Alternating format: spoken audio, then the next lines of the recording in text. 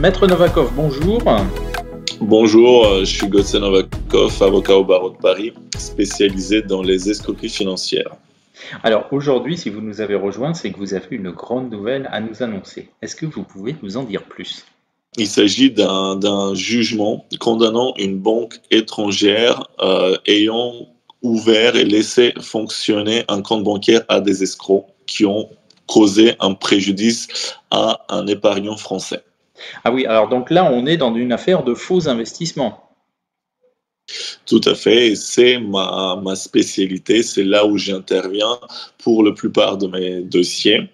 Il s'agit des investissements qui sont en réalité fictifs, des escrocs approchent, démarchent donc des honnêtes épargnants français, les convaincre d'investir, ils investissent, ils se rendent compte qu'ils ont perdu la totalité de leurs fonds et se tournent vers un avocat pour tenter de récupérer ne serait-ce qu'une partie des sommes investies.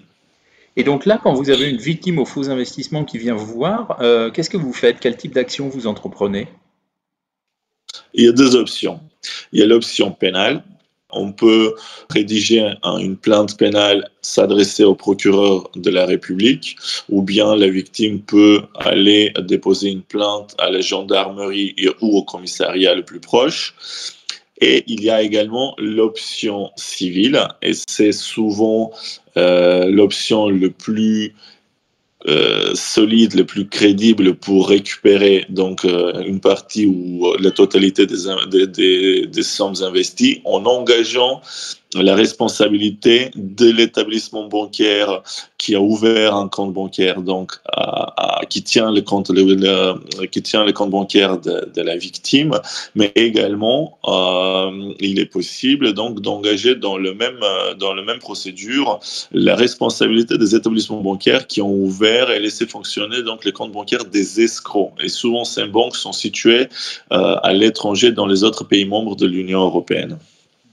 D'accord. Et jusqu'à présent, vous aviez plutôt privilégié l'attaque des banques françaises, des banques des clients. C'est exact. Mon cabinet est à l'origine des premières condamnations dans ce genre de dossier, dans ce genre d'affaires. Il est à l'origine des premières condamnations à l'encontre des banques françaises teneurs des comptes des victimes pour un manquement au devoir de vigilance. Donc, ces établissements bancaires n'ayant pas été vigilants, n'ayant pas alerté sur ces circonstances particulières, donc leurs clients, ils ont été condamnés à les indemniser au moins une partie des sommes perdues.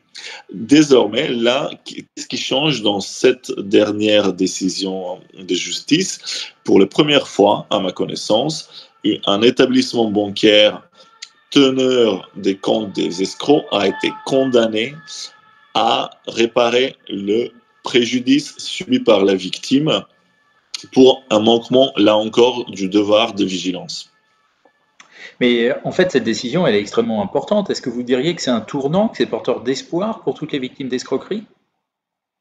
Oui, évidemment, c'est une première décision. Donc, évidemment, ça ouvre la voie, ainsi que les premières décisions en matière de devoir de vigilance contre les banques françaises. Là, ça ouvre la voie, ça permet l'espoir, ça ouvre les possibilités des victimes pour tenter de récupérer leurs fonds. Donc, évidemment, c'est quelque chose de très positif côté victime.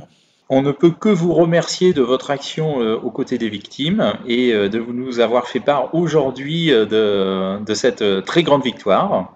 Merci de votre présence. Merci à vous.